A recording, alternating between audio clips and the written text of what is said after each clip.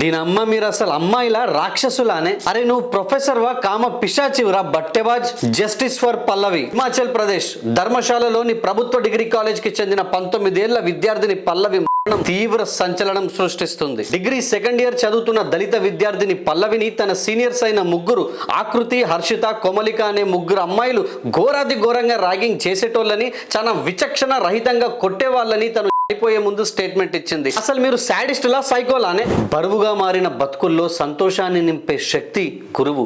తల్లి లేకపోతే జీవం లేదు, తండ్రి లేకపోతే జీవితం లేదు, అసలు గురువు లేకపోతే జీవితానికి అర్థమే లేదని చాలా గొప్పగా చెప్తుంటారు.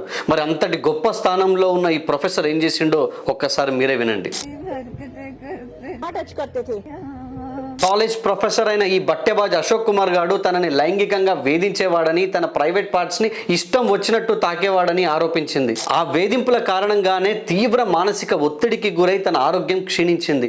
దాదాపు 3 నెలల పాటు వివిధ హాస్పిటల్స్ లో ట్రీట్మెంట్ తీసుకొని చివరకు వెంటిలేటర్ పై ఉండాల్సి వచ్చింది. ఆ తర్వాత కొద్ది రోజులకే తను తుది శ్వాస విడిచింది. ర్యాగింగ్ కి పాల్పడ్డ 3 అమ్మాయిల పైన, ప్రొఫెసర్ పైన యాంటీ ర్యాగింగ్ అండ్ లైంగిక వేధింపుల కేసు నమోదు చేయడం జరిగింది. సోషల్ మీడియాలో జస్టిస్ ఫర్ పల్లవి అనే హ్యాష్ ట్యాగ్ పెద్ద ఎత్తున వైరల్ అవుతుంది. ర్యాగింగ్ కి పాల్పడ్డ 3 అమ్మాయిలు పైన పల్లవికి కూడా ఓ వ్యక్తిత్వం ఉంటుంది, గౌరవం ఉంటుంది, మనసు ఉంటుంది, తనకు స్వేచ్ఛనివ్వాలన్న విషయం మరచి విచక్షణ రహితంగా ప్రవర్తించారు. చివరకు ఊచలు లెక్క పెడుతూ చిప్పకూడదు తింటారు ఇక మునుముందు.